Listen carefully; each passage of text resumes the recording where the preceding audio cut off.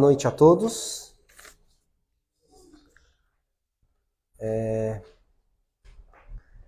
Vamos hoje trazer um assunto, por ser nossa primeira live, né? Vamos trazer um assunto um pouco mais... primeira não do ano, né?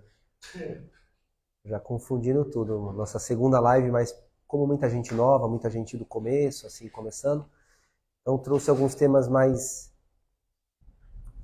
questionadores, para que possamos entender um pouco mais a base do candomblé, em vez de comentar sobre algum orixá, alguma coisa. Então hoje vamos conversar um pouco exato sobre o próprio candomblé mesmo, o que se originou, como chegou, o que é, quem são os irumalés, essa relação que acho que muito conflito, muita gente não entende quem são esses irumalés, quem são os irumalés de direita, de esquerda.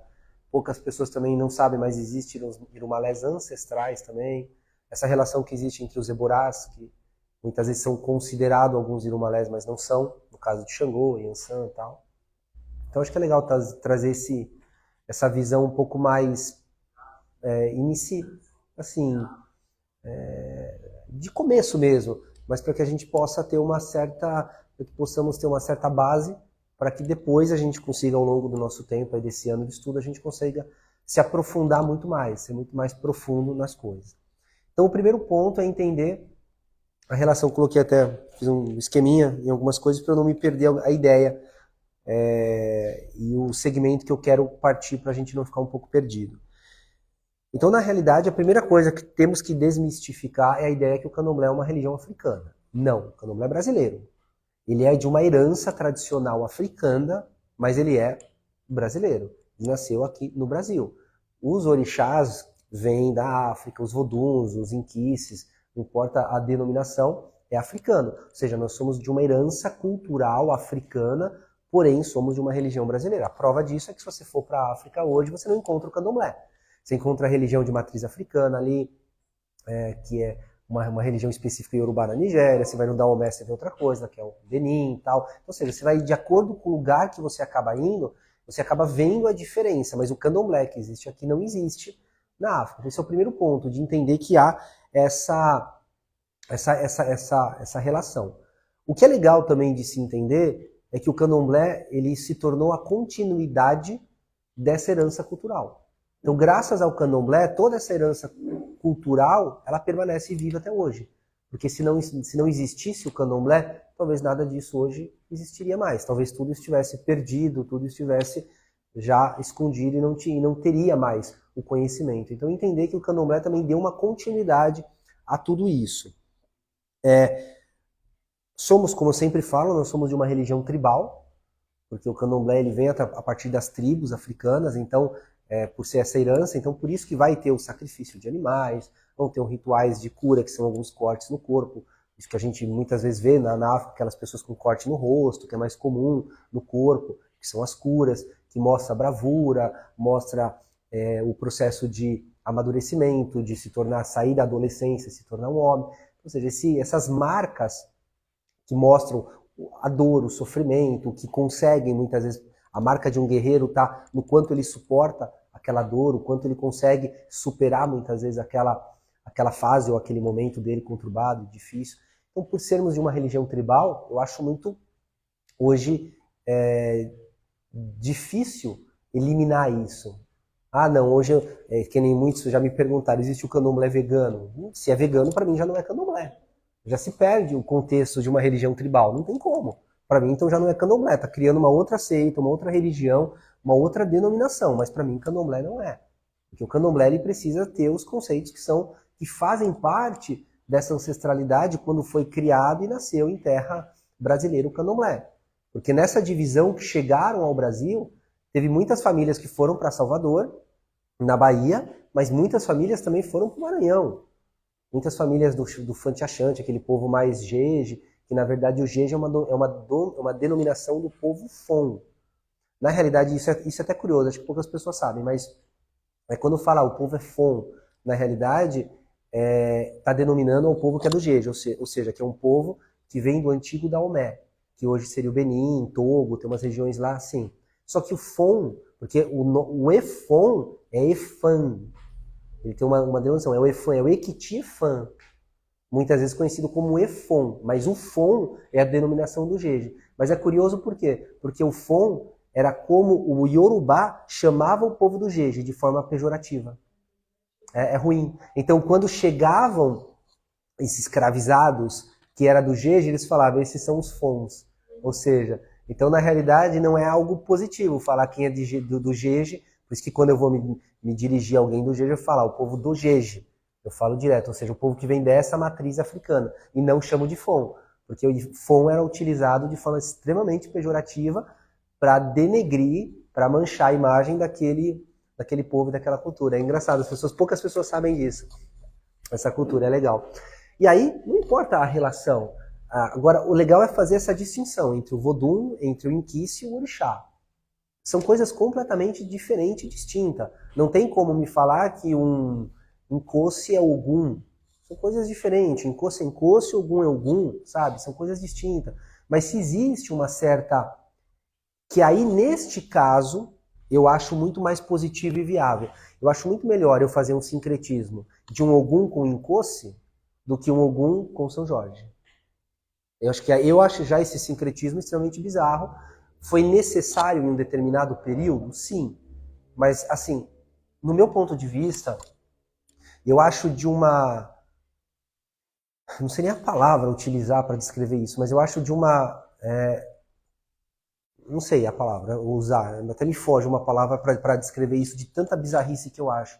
Você falar de uma religião a partir de outra. Sabe, isso é muito ruim. Tá? Então eu vou falar a partir de um Ogum, a partir de um conceito de São Jorge, ou seja, ou vou falar de um Oxalá a partir de um conceito de Jesus. Como assim? Como que eu vou me dirigir a uma religião como base e alicerce numa outra religião? Só que isso no Brasil foi muito forte. Sabe? E alguém já imaginou de repente, alguém dessa ideia que acredita nesse pensamento sincrético, chegar no povo hindu e falar quem é Maria nos seus deuses? Ou chegar para o budista e falar quem é Jesus dentro do seu panteão, dentro do shintoísmo, por exemplo, que é uma religião politeísta, chegar e falar quem é Jesus para você? Tipo assim, como que ele vai explicar? Ele não vai falar ninguém. Jesus é Jesus e meus deuses são meus deuses. Mas por que no Brasil pode, e é comum se fazer isso? Esconder um São Sebastião dentro de um Oxóssi, de um Odé, esconder um Oxalá em Jesus, uma Nossa Senhora Aparecida em Oxum, uma Iemanjá em Nossa Senhora dos Navegantes. Só que assim, do Brasil isso ok, tudo bem, né? Mas você já imaginou, né, do budismo, alguém chegando lá no Japão e perguntando quem é Maria dentro do seu panteão de divindade? Não faz sentido. Como que você vai explicar uma religião, ou seja, como que você vai dar uma informação sobre uma religião a partir de uma outra? Não faz sentido, é uma coisa extremamente sem sentido, sem significado. Então, ou seja, é extremamente ruim. Então, isso é o perigo, isso acaba sendo um problema. Então, entender que por mais que seja uma religião tribal nesse sentido, se entender que a diferença entre orixá, entre inquice, tudo bem, muda-se a língua são outras, ok. Uma é Yorubá, outra tem o Banto, o Como, ou seja, outras, ok. São línguas diversas, mas são orixás no sentido do Yorubá, Inquice do povo Banto, Vodun do povo Jeje, mas existe uma certa afinidade entre as divindades, por ambos serem guerreiros, tudo, mas não são a mesma. Ou seja, há uma similaridade, mas não o mesmo. Então, saber que essa divisão ela é natural, e é importante que haja essa divisão. Dentro desse sincretismo, é comum também por quê? Porque muitas pessoas se iniciavam numa nação e depois iam dar continuidade em outra. Então, ou seja, se você se iniciou numa Micaiá, aí depois que é uma Angola, por exemplo, ou num Jeje, e aí depois você vai para um Queto, e aí?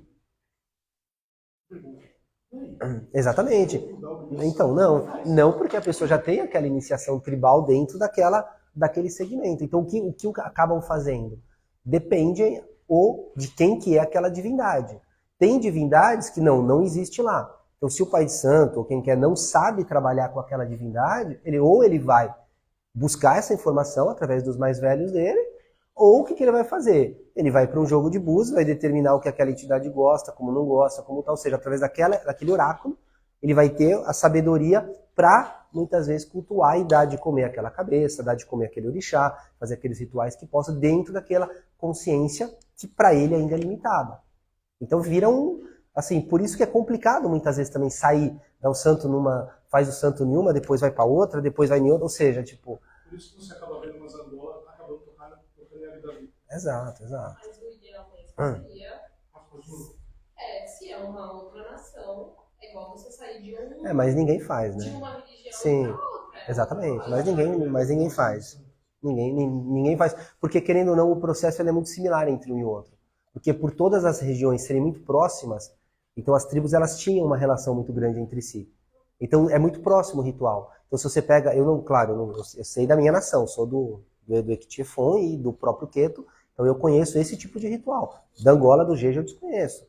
Então não posso dizer com certeza o quanto muda, mas eu sei que pelas conversas que tive com outros babalorixás dessa, que tenho contato, que tenho amizade, não muda muita coisa. Claro, muda algumas essências, mas a base dos rituais, muitos que são feitos, não são tão diversos, não são tão diferentes. Não é uma coisa tão assim, que mudança que causou, que coisa diferente que foi, não. Então consegue estar ali próximo. Por serem tribos próximas, né? A gente está falando de tribos dentro de uma região extremamente pequena da África, que era muito ao redor, né? Então você pega o reino, por exemplo, de Obeokutá, que é onde o Iemanjá é muito conhecida, está muito próximo também de uma região do antigo, que hoje seria o Benin, o antigo Daomé, ou o Togo, ou lá embaixo, numa região Banto, de Angola tal. Muito próximo, né? Então, e como existia essa troca de conhecimento, as guerras, os escravos, também o conhecimento ele era dividido, assim como podemos falar, quando muitas vezes aqui em terra brasileira, os escravos tiveram contato com os índios, e com todo o conhecimento xamã, teve essa mudança, essa mistura de conhecimento. E aí você acaba vendo em trabalhos xamânicos coisas africanas. E às vezes em trabalhos africanos, principalmente banto, você vê ali uma coisa muito nítida que é de um caboclo, que é de um xamã, que é uma coisa mais específica da mata mesmo, que você vê que é o povo da mata. É o povo mais que é do próprio caboclo, né? Então você consegue perceber e você consegue ver essa diferença, né? Uma coisa legal é entender que o orixá, por mais que tenha essas denominações, ele é sempre uma força da natureza em expressão. Então é como se a gente conseguisse entender que, na realidade, o orixá em si, ele é apenas uma personificação, um arquétipo, vamos dizer assim, de uma força da natureza, através daquela imagem muito mais visual que a gente possa imaginar. Porque é muito abstrato eu imaginar o que seria uma Oxum dentro, se não for de um conceito humano. Por isso que eu falo que aquele conhecimento que a gente fala, que nós somos a imagem e semelhança de Deus, eu acho que é o contrário essa frase. Nós criamos um Deus à nossa imagem e semelhança, para que a gente possa se reconhecer, se ver. Então, se não existisse a imagem, por exemplo, de um Oxum que tem esses atributos que a gente conhece, como que eu conseguiria imaginar um Oxum sem o atributo humano que eu possuo? Não tem como, é difícil, é uma abstração louca. Não tem como eu sair entrar num devaneio desse e fantasiar o que poderia ser. Porque todos os atributos que eu for dar são atributos humanos, porque eu sou humano. Eu não tenho como saber quais são esses atributos divinos. Então eu vou ficar preso dentro desse quadradinho. Então eu acredito que nós criamos isso e é uma forma até de entender, de imaginar, de ver, mas entendendo que uma das coisas que é bem legal, eu sempre gosto de reforçar isso, principalmente agora, muita gente nova assistindo, é que o orixá ele é uma força de dentro para fora. Não é uma força de fora para dentro, é uma força de dentro para fora.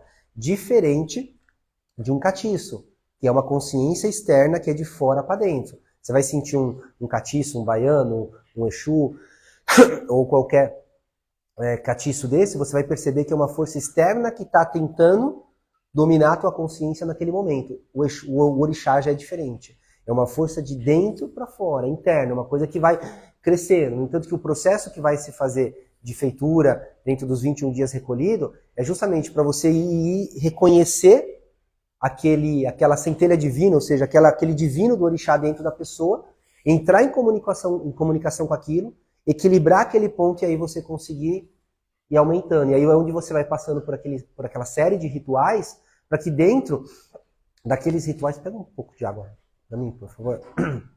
É que eu tô meio gripado, gente, então minha garganta tá meio ruim. Por isso que eu tô meio fanho, um pouco. Por isso que a voz tá meio anasalada, que tá tudo entupido aqui. Então, na realidade, tudo essa força, ela começa, ela brota de dentro para fora. E o orixá, a partir do ritual, que você vai se fazer uma série de rituais, você vai acrescentando, você vai alimentando, você vai colocando força, axé, ou seja, você vai colocando tanto elementos positivos ali dentro, você vai... Que aí quando passa esse 21 dias, a pessoa está tão no ápice de uma vibração potente daquela série de rituais que você acabou fazendo, que você acabou depositando, mas na realidade tudo aquilo já existia.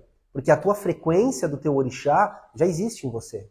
Não é à toa que você tem determinado orixá como regente dentro do seu ori. Que é justamente até... Obrigado. Eu vou explicar para vocês um pouco também essa relação de ori, que eu acho importante também saber. Claro, tem outros vídeos até sobre ori, então quem quiser entender, se aprofundar mais, tem acho que uma live específica só de ori, mas vou dar hoje só uma pinceladinha para não se perder em relação a isso. Então, quando você reconhece essa força e consegue entender que muitas vezes a imagem de um orixá é a personificação, ou seja, de uma forma metafórica. Porque assim, os antigos eles sabiam que Xangô não era o raio. Eles não eram tão ignorantes a ponto, não, Xangô é um raio. Não, eles sabem que Xangô não é um raio, que não é um trovão, que não é uma pedra, que não é uma pedreira. Assim como em Asgard eles também sabiam que Thor não era o martelo, não era o trovão, que Zeus não era o trovão, eles sabiam disso. Ou seja, só que nós, com a nossa hoje visão ocidental, extremamente rebuscada, achamos que eles tinham esse entendimento. Não, eles entendiam que eram forças da natureza. Então, como que eu imagino que eles viam naquela época? Porque assim, eu penso de uma determinada maneira. Se eu quero pensar como aquela época, e entender, eu preciso pensar e estar no pensamento daquela época. Eu pensar com a cabeça de hoje como era, não faz sentido. Então, no meu ponto de vista, eu quando faço essas reflexões, o que eu imagino bom, vamos colocar o Xangô como um trovão. Tudo bem, eu sei que Xangô não é trovão, mas a força dele é tão grande quanto um trovão. Para eu explicar a força de Xangô, acho que só um trovão é possível fazer tal semelhança, tal comparação. Eu não tenho como comparar, porque eu não tenho outra observação na natureza de uma força tão rápida, de uma cólera tão grande, ou seja, de um movimento tão do que um trovão. Eu não tenho outra coisa. Então a força de Xangô é como um trovão. Eu acho que essa era a visão deles. Esse é o pensamento deles, né? Saindo um pouco do assunto, me fez lembrar agora, existe um livro antigo de um antropólogo, não vou lembrar o nome dele agora, mas eu posso procurar e depois eu deixo nos comentários aí da live. Que era um antropólogo que ele foi fazer pesquisa em campo sobre tribos indígenas. E ele foi para Amazonas e ele foi nessa tribo fazer um estudo justamente quando ia ter um eclipse solar. E aí ele chega lá, e aí ele vê que naquele momento que está lá no eclipse solar, quando o sol, quando a lua entra na frente do sol e fica noite e escuro, toda a tribo, ela vai eles fazem uma roda e eles começam a bater instrumentos musicais, fazer barulhos, gritarem e ficar fazendo ruídos assim absurdos. E aí, ele vendo tudo aquilo, ele, claro, na hora ele não vai interromper, mas ele vê todo aquele processo, e aí ele para, depois que acaba, ele chega pro pajé lá, pro cacique, o chefe da tribo, e aí ele vira pro chefe da tribo e ele fala, vocês mesmo acham que vocês batendo, vocês vão assustar com o barulho, tudo, vocês vão conseguir assustar a escuridão? Vocês vão conseguir mandar embora o escuro, o mal, ou seja, a escuridão? E aí, o relato dele no livro é muito curioso, porque ele diz que o cacique lá, o pajé, olha para ele e dá risada, e fala bem assim, vocês estudiosos se acham tão superiores que a gente. Esse sol, eu tenho certeza que já venceu, e amanhã, ou daqui a pouco, né, esse sol já vai estar ali novamente. Esse sol é vitorioso. A gente faz isso para afastar a escuridão que existe dentro da gente. Mas como vocês não conseguem entender, né? Vocês acham mesmo que a gente está afastando esse escuro, ou seja, essa lua na frente? Essa escuridão já perdeu. Mas a que não perdeu e todo dia temos que ganhar, através do sol e da luz, é a nossa escuridão. Diz que ele fica extremamente sem graça, porque assim, ele julgou uma tribo, um conhecimento, como se ele fosse extremamente superior àquilo, né? E aí ele ficou tão sem graça e ele põe isso no livro. Ele põe, nossa, eu fui de uma arrogância, de uma prepotência tamanha, em julgar eles imaginando que se eles não fizessem aquele barulho, ia ficar noite pelo resto da vida, que a eclipse não ia acabar. Só que era a simbologia. Então aquele barulho, aquele ritmo, aquilo era para justamente tirar a escuridão que existia dentro de cada um da gente, de cada um de nós. Então olha que engraçado, só um paralelo para poder falar. Uma outra coisa legal de falar sobre também a ideia do candomblé, que me perguntaram, é se o candomblé ainda ele é vivo. Extremamente vivo. Por isso que há algumas mudanças que são feitas. Eu não estou numa roça, eu estou no meio de uma cidade. No meio de uma cidade de São Paulo, uma das maiores cidades do mundo, com milhões de pessoas aqui. Então, óbvio, eu vou ter que me adaptar a essa cidade. Eu não tenho como, se eu não estou numa mata, se eu não tenho um rio, se eu não tenho uma cachoeira, se eu não tenho um poço, vou ter que me adaptar a uma água da chuva para poder preparar para fazer um banho.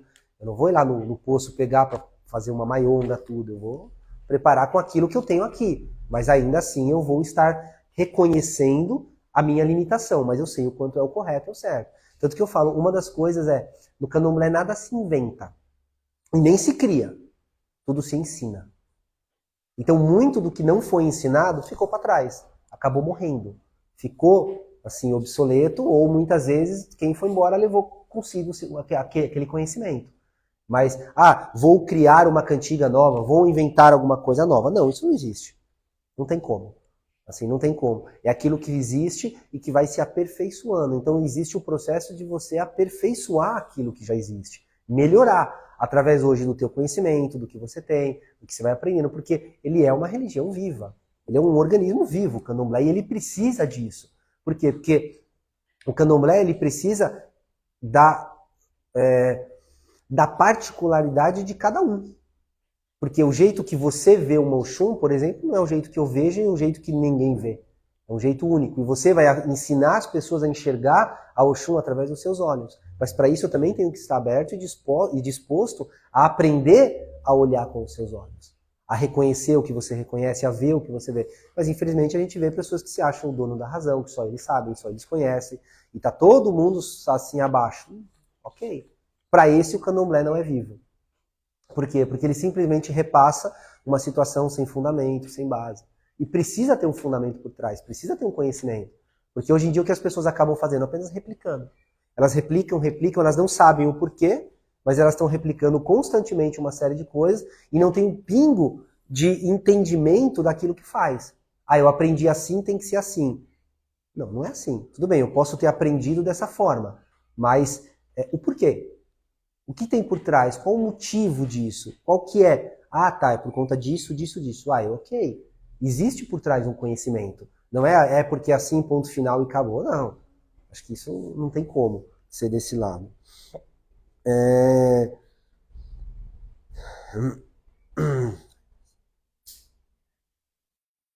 O que é uma coisa bacana também do candomblé, que eu acho extremamente bacana, é a relação que nós temos justamente com os nossos orixás. Não é uma coisa distante, como as pessoas imaginam. Não, o orixá está lá distante, Deus está lá no céu, tá o santo, tem anjo, tem tudo, ou seja, está tudo distante. Não, isso não existe. É uma relação. Então, ou seja, o Criador, que é o mantenedor, ou seja, tem uma total relação direta com a gente. E isso é bacana, isso é legal, porque é como se nós estivéssemos o tempo todo em contato, muitas vezes, com esse próprio orixá. Então isso traz a gente uma visão mais... Oi? Exatamente. Você consegue trazer para si e sentir. Claro, você não vai sentir a intensidade que é uma força de um orixá, mas você consegue, dentro da tua limitação, é a mesma coisa eu chegar com esse copo numa cachoeira. A cachoeira está jogando 1000 litros por segundo, lá numa Foz do Iguaçu, mas eu só tenho esse copo, ou seja, meu corpo é só isso. Eu vou estar completo, mas completo dentro da minha... Exatamente, dentro da minha limitação. Mas ainda assim eu consigo sentir o que é água. Porque, claro, a pressão é menor. Dentro de um tanque de 200 litros e de um copo, a pressão é diferente, mas ainda assim a água é a mesma. E eu consigo sentir essa água da mesma forma. Então isso é muito importante. Isso é legal ter esse entendimento. Essa relação ela se dá muitas vezes através sempre dos sentidos. Por isso que os sentidos é muito forte. Então vai ter o sentido da música, ou seja, que é a cantiga. Então você vai ter todo esse sentido de atabaque, de agogô, de gan, o ritmo que bate, porque vai bater o coração diferente. Vai ter os cheiros, ou seja, o olfato, então a defumação, o perfume, a folha no chão, a terra, a água, a chuva, o cheiro é uma coisa muito forte. Então, é um conjunto de todos os sentidos. E quando todos esses sentidos eles estão em total harmonia, é onde você consegue, claro, dar um salto além, você consegue dar um pulo além. Porque todos esses sentidos acabam se fazendo muito presente. Então, uma das coisas que eu sempre falo, quer sentir o orixá?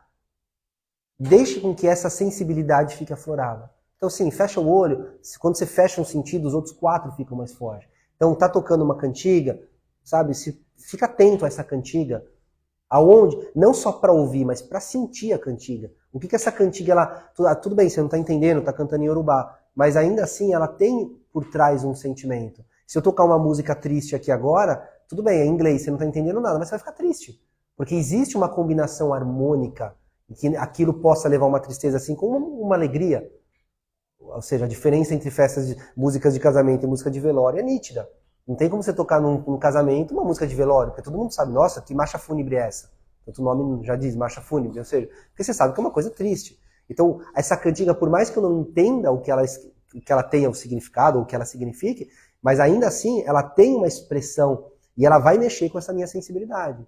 Então, entender o que aquela cantiga vai representar para você, e buscar também saber o que significa. O que está falando? Qual é o feito do meu orixá que dentro dessa cantiga está sendo enaltecido? Está sendo lembrado, está vindo a luz através de uma memória, de um ato ou de alguma coisa. Então, reconhecer isso é importante. O cheiro naquele momento, a sensibilidade deixa com que o tato fique mais aflorado. Então, você vai perceber, às vezes, um vento que passou e você sentiu, você conseguiu perceber aquele vento. A mudança de temperatura também você sentiu, você conseguiu. Às vezes, o gosto na boca, às vezes vem um gosto na boca. Os filhos de Ogum sempre diz que quando Ogum está chegando, sente gosto de ferro na boca.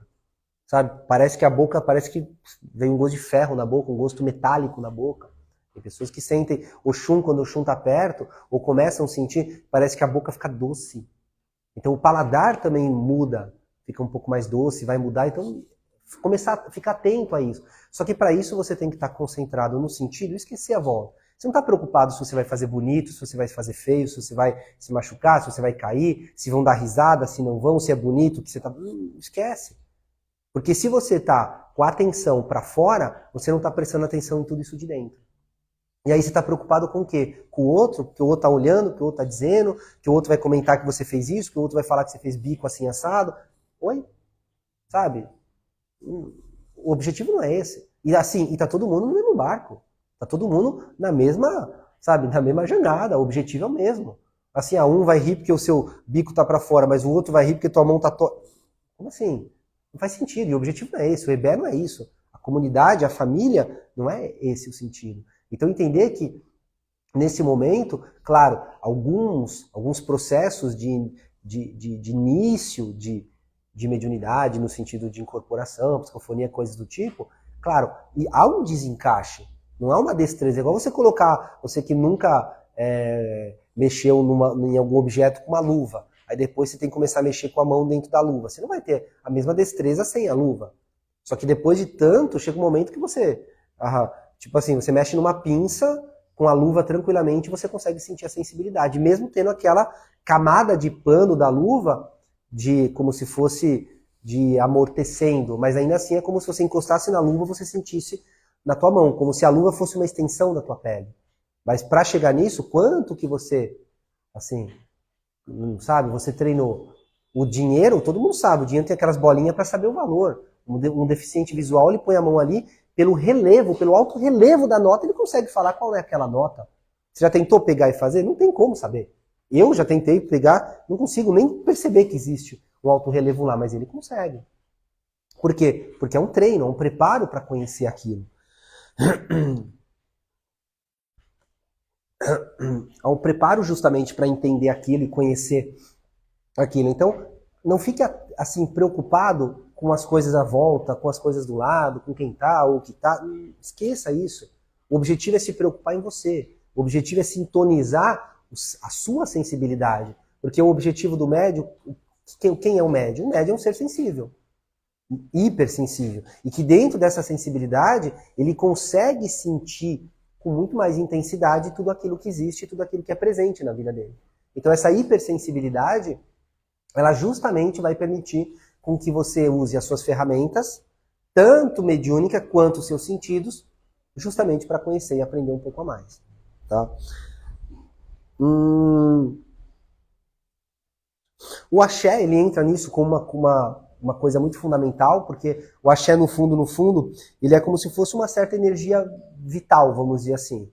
Que é aquela energia que em todas as religiões do mundo você vai ver. Você vai ver na religião oriental entre o Yin e o Yang, entre o Prana com os hindus, ou seja, não importa a religião, você sempre vai ver o fluido, sempre um nome diverso, mas o axé, ou seja, é uma energia de crescimento. Então é uma energia vital de crescimento que o orixá tem acesso a ela através da gente e vice-versa. Então entender que o processo de axé, de ter axé, é o processo de expansão dessa energia de crescimento.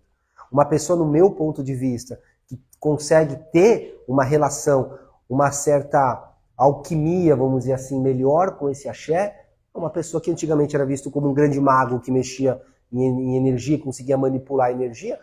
A diferença é qual? Nenhuma. Simplesmente são épocas diferentes, momentos diferentes, culturas diferentes, mas o objetivo é a mesma. Manipular a energia. Manipular essa energia vital, essa energia de crescimento que tem. Então, eu ainda acredito que o axé ele tem um ponto um pouco mais forte. Por quê? Porque o axé, no meu ponto de vista, ele é uma energia que ele está cerceando os 4 elementos. Por isso que o orixá faz parte da natureza. Então eu acho que o axé ele tem o poder de equilibrar os 4 elementos. Então ele consegue dar esse equilíbrio dentro desses 4 elementos somente com o axé. Então além de ele ser uma energia de crescimento, uma energia vital, ele é uma energia que consegue dar um equilíbrio e cercear todos esses 4 elementos que a gente existe, terra, fogo, água e ar. Então ele consegue trazer um equilíbrio a todos. Ele tem esse poder também de equilibrar. Isso é um ponto pessoal meu. Eu acho que ele tem essa função de harmonizar esses elementos da natureza. Por isso que o orixá é visto como a natureza em expressão. Ou seja, claro, ele é de uma forma muito humana, metáfora, de uma forma metafórica humana, pequena, perto da expressão que ele é, mas uma forma de entendimento que a gente consegue. Ou seja, ele vai trazer uma interligação. Então, no meu ponto de vista, eu acho que os 3 pontos fundamentais da gente entender o que é o axé, que é tanto falado, é uma energia vital de crescimento, uma energia que traz essa harmonização entre todos esses elementos que a gente possui, porque nós temos as energias, não é à toa que você pode ter no Ori um santo frio e no Juntó um santo quente, ou seja, porque nós temos os elementos fogo, terra, água e ar à nossa disposição dentro do corpo, a gente tem já isso na nossa vida, porque nós vivemos numa terra, num planeta onde os elementos existem, então nós fazemos parte desse elemento, tanto que a gente tem consumido a terra para viver, nós temos que beber a água dela, comer a comida dela, ou seja, o que vem dela, ou seja, então nós somos presos a essa terra porque nós temos que se alimentar dela, justamente para continuar vivos e continuar, mas entender que o objetivo, acho que fundamental do axé é estar em equilíbrio. Então, para mim, quando uma pessoa ela está no axé perfeito, é porque ela está em equilíbrio com todas essas forças. Por isso que dentro dos rituais, tem rituais que são usados todo esse tipo de coisa. Porque você vai equilibrar todos esses elementos dentro da pessoa. Qual que é a diferença dessa forma de crença ou de uma acupuntura, onde a pessoa está com uma falta de... está com as costas doendo porque não tem porque tem falta de calor. Aí ele vai lá, isso tem, já se for na internet, no YouTube, vocês vão enxergar, vocês vão ver. Aí tem um ponto, que é o que traz fogo para as costas, ele vai lá e coloca a agulhinha, e aí tem aquele vídeo térmico, automaticamente mostra aquela região esquentando e ficando quente. Assim. Ou seja, qual que é a diferença? Se não é equilibrar o corpo através disso. A mesma coisa se a gente pegar a Ayurvédica, através das doshas, que vai ver o calor, o fogo, ou seja, a medicina Ayurvédica que vê os doshas, que são essas temperaturas, vamos dizer assim, de forma bem bizarra, bem grotesca, mas entender qual que é a diferença. Então é engraçado, porque isso que eu acho que é muito bonito, por isso que eu acho que o preconceito nessa hora ele não cabe, porque são culturas diferentes que não se comunicavam, mas chegavam ao mesmo objetivo, por caminhos diferentes. Então isso é muito legal. Se você for falar com um budista, se você for falar com alguém da religião tradicional chinesa, alguém do hindu, alguém africano, algum xamã aqui no Amazonas ou Inca, chegaram aos mesmos objetivos, conseguiram entender e chegar nos mesmos conhecimentos, só que por intermédios de lugares diferentes. Então, olha que maravilhoso é isso. Por quê? Porque não criaram, apenas descobriram o que aparentemente estava encoberto, aparentemente estava velado, assim, que não tinha como se ver. Então, olha que bacana que é. Então, por isso que eu falo, a minha religião, o meu pensamento é o correto. Não. Por isso que eu falo, o preconceito nessa hora, ele não cabe.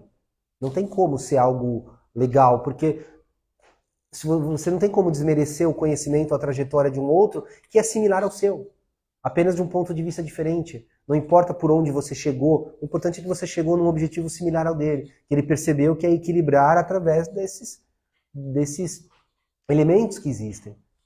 É engraçado, por isso que eu falo, acho que quanto mais a gente abrir a nossa mente e reconhecer que o conhecimento ele é vasto e você se nega a conhecer algo em um determinado lugar, azar é seu. Ah, não quero candomblé porque mata animal. Ok. Dentro desse seu preconceito de matar animal, você vai deixar de ter um conhecimento que é fundamental e importante. Pelo preconceito. Ah, não quero estudar a religião egípcia, porque esses deuses antropomórficos, não... tudo bem. Ou seja, você vai deixar de conhecer não só a religião egípcia, mas você vai deixar de conhecer a religião hindu, onde tem Ganesha, que é um homem com a cabeça de um elefante. E aí? Existe um conhecimento por trás ali muito grande, que pode com certeza contribuir para abrir mais a sua mente aonde você está. É a mesma coisa, quem está estudando matemática. Está lá aprendendo matemática, de repente você começou a aprender letras. Se você não soubesse letras, você não consegue fazer matemática. Porque se você não conhecesse o alfabeto, como que você vai fazer uma conta que tem X, tem Y, tem tudo? Você vai ter que entender, porque você não sabe nem o que significa aquilo. Ou seja, então você teve que ter o conhecimento de uma outra área para poder trazer. Aí quando você vê, você está na física também. Aí quando você vê, você está numa metafísica além. É um conjunto de coisas. Ah, eu vou aprender só as vogais. Ok, você aprendeu as vogais, você não quer saber do alfabeto. Tudo bem, mas você não vai conseguir conversar. Aí você fala, tudo bem, vou aprender as vogais e o alfabeto. Bacana. Você se comunica, sabe escrever, ler e tal. Mas você vai conversar com alguém em inglês, você não consegue. Porque a tua cultura ficou dentro só de um idioma português. Aí tudo bem, você não vai conseguir ter uma comunicação e trocar informação com o pessoal de uma outra cultura. Por quê? Porque você não tem esse conhecimento também. Religião é igual. Assim, a religião já diz, religar. Só que não é religar só com o sagrado. É religar com todo o conhecimento. Não importa quem tenha. Se você tem o conhecimento, eu vou me religar a você. E esse conhecimento, eu posso não ser um sacerdote, eu posso não ser um simpatizante, eu posso não ser um fiel daquele culto. Mas eu não tenho o porquê desmerecê-lo ou achar que ele é inferior ao meu ou querer explicar o seu através do meu. É completamente insignificante, completamente ruim. Então, entender essa ideia de equilíbrio que acaba existindo dentro dessa ideia de axé. Uma coisa que eu comentei que ia falar é a relação dos irumalés. Deixa eu partir, senão daqui a pouco já acabou a live e eu nem falei. É sempre conhecido que existe 400 irumalés à direita e os 200 irumalés à esquerda. Aí tem uns que brincam, né, que existe 401, porque o Ori, que é o primeiro a ser criado, ele já entra como um certo irumalé. Quem são esses irumalés, que são essas divindades? São os orixás? Eles fazem parte, mas não todos. Embora hoje o nome se entrou. Irumalés, que é dividido entre direita e esquerda, há uma divisão das pessoas imaginarem que a direita é boa e a esquerda é ruim, é o mal. Ou a direita é uma coisa mais de orixá, enquanto a esquerda, muitas vezes, é uma coisa mais voltada a Exu, uma coisa mais próxima a um lado mais negativo, por dentro da ideia que existe do candomblé e da Umbanda, que direita é orixá, esquerda é Exu. Então, por conta disso, as pessoas fazem esse erro grotesco dessa divisão. Não existe isso. Na verdade, os de direita, que são os 400 irumalés de direito mais esse um, aonde o Batalá é o que abre, porque na realidade esses de direita são os responsáveis pela criação.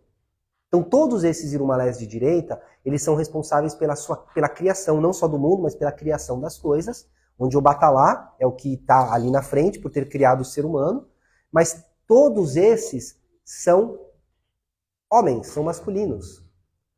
Os irumalés, os 200 de esquerda, são os femininos, são as iabás, são as mulheres também responsáveis pela criação da vida também, pelo útero, por tudo, mas não são a esquerda como imagina. No entanto, que quem na direita, que existe um conhecimento por trás, claro, mas o primeiro Irumalé a ser criado, hoje em dia se fala que foi o Ori, mas o primeiro Irumalé na esquerda, o primeiro Irumalé dos 400 da direita a ser criado foi Exu. E da esquerda, quem foi o primeiro a ser criado? Alguém sabe? Quem foi da esquerda o primeiro a ser criado? Exu também. Porque o Exu está nas duas pontas. É a mesma coisa se eu falar do, ré, mi, fá, sol, lá, si. Qual que é melhor? O dó ou o si? Um está à direita, outro está à esquerda. Qual que é melhor? O dó ou o si? Os dois são essenciais. Não tem o melhor ou o pior. Não tem o mais importante ou menos importante. Agora, se eu vou tocar uma canção, eu preciso usar do dó ao si e toda a sua variação que há entre eles. Porque eu não posso desmerecer, porque eles não são contrários. Eles não são antagônicos, eles são complementares. Então não tem como eu fazer essa divisão. Então existe um erro muito grande, isso eu já ouvi de pessoas do candomblé de conhecimentos antigos, assim, comentar que os irumalés de direita são os irumalés próximos ao Obatalá da direita e os de esquerda são os irumalés próximos a Exu. E assim, aí vai aquela penca somente de Exu. Alguns deles fazem parte? Sim. Por isso, talvez, esse erro que as pessoas acabam cometendo e acabam juntando. Até mesmo a Beru, que seria, vamos dizer, a esposa de Exu, que ninguém conhece. Se você perguntar de quem é a esposa de Exu, a primeira coisa que vão falar, Pombagira. Não, Pombagira é catiço, Exu é Pombagira. Mas a Beru é um princípio. Só que olha que coisa curiosa. O princípio feminino que abre toda essa ideia dos irumalés de esquerda é o Batalá, como sendo pela criação e tudo. Quem que é o primeiro da esquerda que traz essa ideia de feminino? O Dudua. O Dudua que traz a ideia que é a criação do mundo. O Dudua ficou responsável pela criação do mundo. E a cor de Odudua, por incrível que pareça, é o preto. No entanto que aquela lenda antiga que falam que Oxalá tem 16 saias e a última é preta, essa lenda é de Odudua, não é de Oxalá. Odudua tem as 16 saias, as 15 brancas e a última preta. Por quê? Porque o preto é a cor dele. No entanto que uma das oferendas, quem os filhos feitos que já viram, quando eu vou se fazer uma oferenda ao Odudua, em alguns casos, eu coloco na cabaça, que é o símbolo do útero, aqueles 16 acaçás e eu polvilho por cima o quê? A laje, que é o negro, o escuro, por cima. E essa oferenda, uma das oferendas que eu vou dar ao Dudua, que é o princípio feminino da criação. Ou seja, que seria, vamos dizer, de forma bem tosca, a mãe natureza, vamos dizer assim. Então olha como há um conflito muito grande em relação a isso, e até mesmo uma certa confusão. Não só o preto, mas eles também, o Odudua também representa a cor vermelha, a cor do sangue. Por isso que as Iabás fazem parte, e aí vem uma série de outras divindades femininas ali. Diferente de um Eborá, que muitas vezes o Eborá não é uma divindade direta responsável pela criação. Xangô, Yansan, são Eborás, que se tornaram orixás, mas não foram responsáveis pela criação. No momento de criação não estavam lá. Ou seja, por isso que não fazem parte desses irumalés, especificamente. E aí, também existe os irumalés ancestrais, que são os ancestrais divinizados que a gente tem. Ou seja, existe também essa relação, embora pouco conhecimento, pouca oferenda, pouco culto ou relação direta, mas são os famosos babaiguns, que são, na realidade, não os eguns, como as pessoas conhecem, mas os ancestrais divinizados que têm um poder de interferência total. Então existe também essa relação com eles. Existe uma divisão legal que as pessoas elas também gostam, às vezes elas não entendem, que é a relação do Ori, Juntó e muitas vezes esse terceiro santo que se tem. O Ori, o que é justamente o Ori? O Ori é a nossa cabeça, ou seja, que não significa apenas cabeça, mas também significa destino. Então é aquele orixá que está responsável no seu destino, aquele orixá através daquela força. Então se você, por exemplo, tem um determinado orixá, é porque a tua frequência do seu Ori tem aquela frequência exatamente igual a daquele orixá. E existem os orimejes, que tem dois, muitas vezes, ou seja, possuem duas vibrações no Ori, dividida, que é normal, é comum também. Então, esse Ori, ele tem justamente a intenção de trazer o bom destino para aquela pessoa. Por isso que falam, uma pessoa tem uma boa cabeça, tem um bom destino. Porque está em sintonia com o orixá, está em sintonia com essa vibração que o orixá carrega, que é a vibração sua. Ah, eu sou de Iemanjá porque Iemanjá me escolheu. Não. Na realidade, você é de Iemanjá porque o teu Ori tem uma frequência similar à frequência de Iemanjá. Então, é como se fosse uma coisa atrativa. Você atraiu Iemanjá, Iemanjá veio até você porque era um imã, a frequência era a mesma. Que é esse o seu temperamento, sua personalidade, sua identidade, o tipo de frequência que você exala tanto aqui como lá. Porque na realidade existe o Ori físico e o Ori espiritual, que é o que muitas vezes as pessoas também acabam confundindo. Posso até falar disso, que é legal também. E o Juntó, que seria o que está junto, ou seja, seria o que está junto ao Ori, que seria muitas vezes o pai ou a mãe, vice-versa, para poder fazer esse equilíbrio entre esse masculino e esse feminino, ou seja, trazer.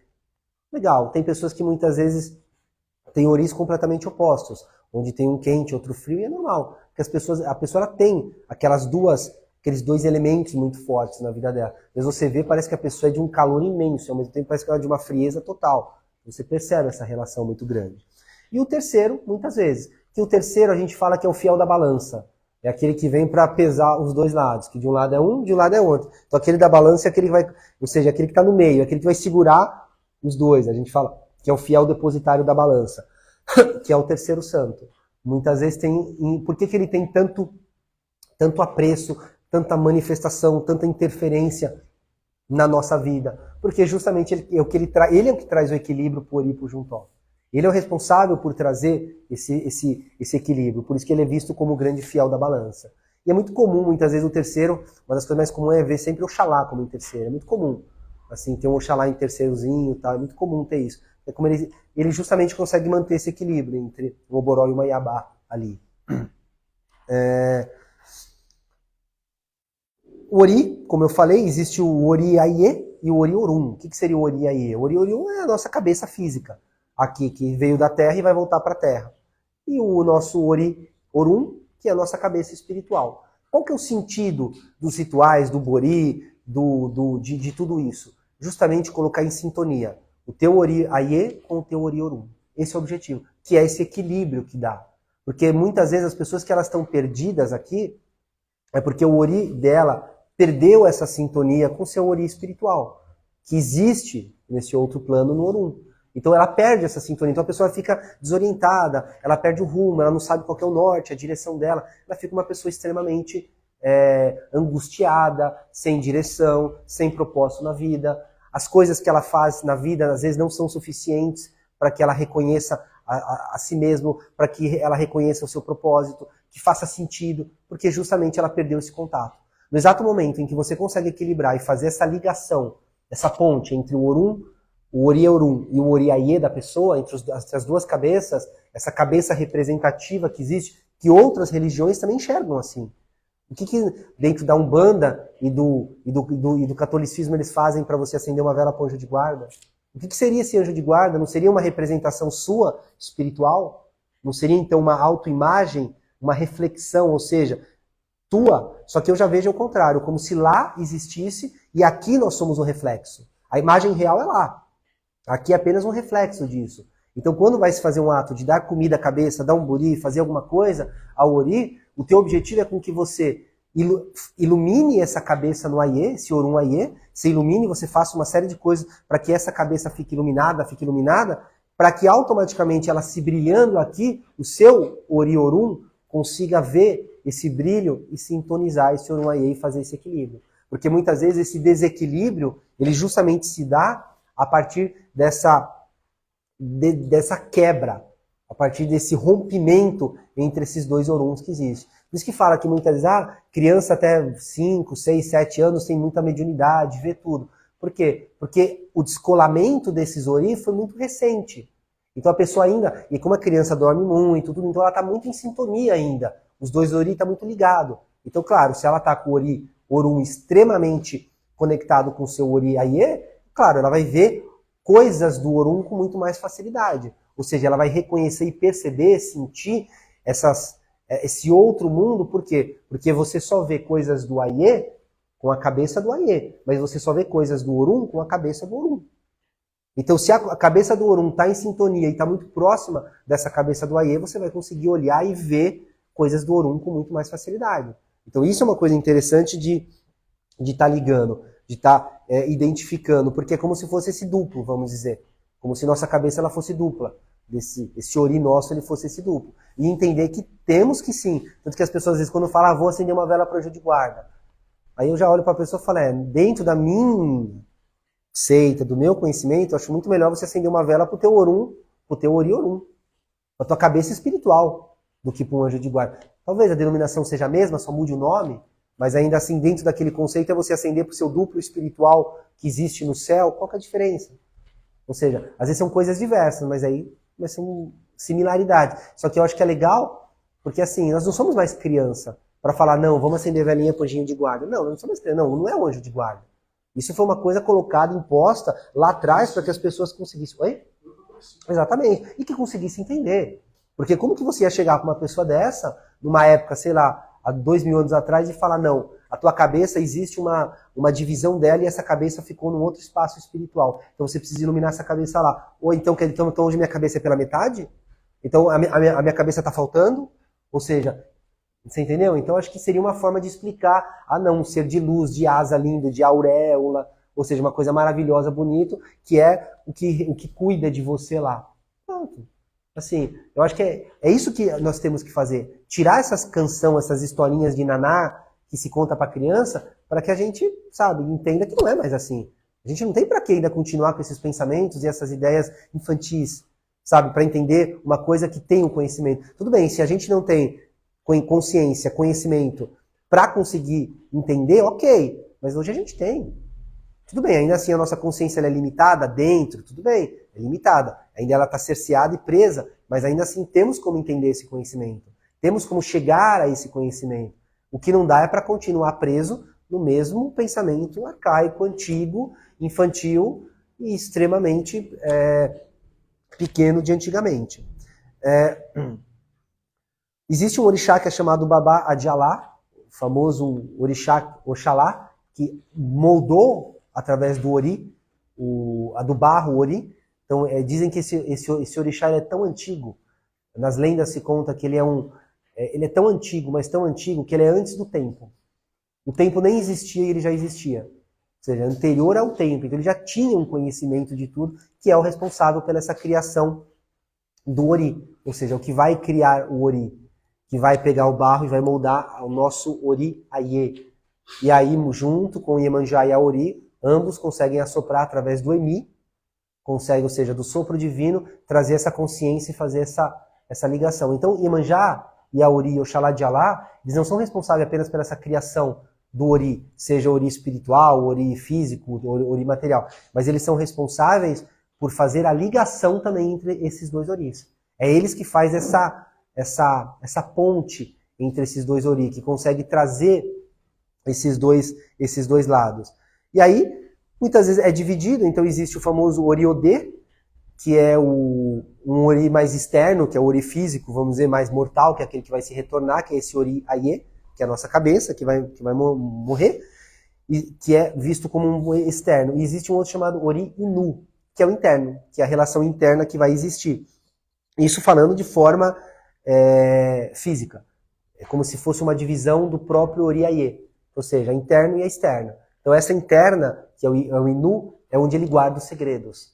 Ou seja, é onde ele consegue conservar o divino. Em algumas outras seitas vão falar glândula pineal, ou seja, por isso que eu falo, não adianta, a seita é diferente, o pensamento é outro, mas chega no mesmo denominador comum, vai chegar no mesmo objetivo, vai chegar na mesma meta, assim, vai chegar no mesmo entendimento. Então, esse Ori Inu, que é onde ele conserva e guarda. Então, quando se faz um Buri, faz uma representação daquilo, você está trazendo justamente essa visão do Ori Inu para cá. Então, o Ori Inu vai ser fundamental para segurar esse Ori Orun que foi feito. E entender que, em alguns momentos, você precisa ficar atento para perceber quando você perdeu essa sintonia. Em alguns momentos é nítido, você consegue perceber que o teu Ori Orun não está mais em conexão, em sintonia com o seu Ori Aie, e você perdeu. É como se você tivesse a sensação de desamparo, sensação de abandono, como se você olhasse para cima e parece que não tem ninguém. Você sente o orixá dentro de você, mas é como se você não sentisse essa ligação com algum outro plano, em algum outro lugar mais nobre, mais bonito, mais sagrado, mais sublime, você não encontra. Aí você vai falar o que é? O orixá está presente, a pessoa não tem carrego, não tem nada, ela perdeu a conexão. Automaticamente o ori dela entrou em inclusão, a gente fala, né, ecusou, e ele perdeu essa sintonia. Existe uma coisa também chamada o iporé, que é o material sagrado, que muitas vezes vai ser utilizado para se fazer isso, ou seja, que é onde, que seria, vamos dizer, essa particularidade do orixá. Então entender que isso faz parte dessa particularidade. Existe um chamado oniapere, que é o que dá suporte a esses dois pontos, e o famoso ibauri, ou seja, que é do fundo no fundo, aquele hoje em dia é feito dentro da terrina, tal, mas antigamente era feito na cabaça. A gente chamava, antigamente era chamado de a cabaça do ori, ou seja, era visto como a cabaça da cabeça, ou seja, então aquele lá, porque a cabeça era um gerador de criação, ela é um gerador de crescimento, porque através do pensamento nós podemos criar, nós podemos inventar, ou seja, então a cabeça, como diz um ditado antigo, né, não é um vaso a ser plantado, mas um fogo a ser iluminado e ser aceso, ou seja, que vai crescer e vai se iluminar. Bom, a ideia que eu queria trazer hoje é um pouco essa ideia mais do candomblé, para ter uma base do que é, porque muitas pessoas têm essa relação, entendimento da Umbanda, mas não conhecem o candomblé, e a Umbanda, enquanto é uma religião ancestral, onde se vai cuidar do ancestral, do baiano, do caboclo, do boiadeiro, ou seja, do ancestral da terra, e não tem tanto essa relação com o orixá da natureza, ou seja, com esse ser divino que se manifesta muitas vezes a partir de um orixá de forma minúscula, o que representa toda uma natureza. Ou seja, trazer um pouco essa visão, entender essa ideia desses irumalés, qual é esse grande panteão que faz parte, porque somos uma religião que possui isso, e entender um pouco essa visão do ori. Acho que hoje queria ficar mais a isso mesmo, para já gerar algumas discussões, algumas perguntas, algumas questões, para que vocês mesmos comecem a refletir e entender. Porque não adianta eu vou trazer um monte de informações de muita coisa e acaba se confundindo e depois não lembra nem do que eu falei lá atrás, porque foi muita informação jogada sem a formação. Então não, é informação, mas vamos botar isso em informação. Vamos botar isso para entender. Por isso que uma das coisas que eu gostaria de deixar aqui como mensagem final é aprender a cultuar o teu ori. Sabe? Eu faço meu buri uma vez por ano. Tudo bem. Mas o ori você cultua o tempo todo. Através do yuá, que é o caráter, através de um banho que você prepara, através de uma água que você joga, através de um pensamento, ou seja, tem 1000 formas de você cultuar o teu ori. De você perceber quando o teu ori não está legal e você fazer alguma coisa para cultuar, dar um alimento a ele, e o alimento é tudo. Não se esquece que ele se alimenta dos 4 elementos. Então, desde uma vela a uma terra, que é uma fruta, uma comida, um grão. Ou seja, você consegue alimentar ele de todas as formas possíveis. Ah, mas eu alimentei meu ori o ano passado e agora está tranquilo só daqui a um ano. Tudo bem. Às vezes, na intensidade que a tua mente está, talvez tenha necessidade de mais, não apenas uma vez por ano. De pelo menos a cada um mês, você pelo menos dá uma água para ele, dá uma erva, quinar uma erva com uma reza e colocar, ou você colocar uma canjica, ou você rezar um pombo, ou você dar um obi, dar uma semente. Depende. A necessidade. E isso é legal com que você também aprenda a buscar essa necessidade. Não só o jogo determinou, tudo bem, o jogo pode não ter determinado, porque ele não acha que agora seja um momento. Mas se você já está sentindo, é porque a tua intuição e teu ori também já está falando. Então já vai lá e já faça. Já faz, não, já deixa eu fazer isso para não deixar tudo. Então, aprendem a cultuar o ori de vocês. Porque se vocês começarem a aprender a cultuar o ori de vocês, quando vocês chegarem ao ponto de cultuar o orixá, é muito mais fácil. Porque o orixá, ele se apresenta orixá. Ele se apresenta a partir do ori. Se você tem um ori bom, teu orixá é bom. Se você tem um ori fraco, teu orixá é bom, mas ele não consegue trazer toda a força que ele representa, porque o teu ori não comporta. É como se ele chegasse dentro de uma cachoeira e você continuar com um copo sujo e já completo. O máximo de água que você vai receber é 2 dedos. Você não vai conseguir, justamente por estar com o ori desse jeito. Certo? Bom, por hoje é só. Vamos iniciar então o nosso processo agora de desenvolvimento. O próximo trabalho vai ser no dia 2 de março, num sábado às 18h30. Será atendimento, trabalho de esquerda. Tá? Então, esquerda às 18h30, no sábado não agora, no próximo do dia 2. Tá? A respeito dos 2 livros meus que perguntaram, então tanto Um Novo Olhar como Além do Olhar, está pela editorahercules.com.br. Então é só entrar lá, editorahercules.com.br, vocês conseguem encontrar já o livro lá. Tá certo? Boa noite para quem está aí online.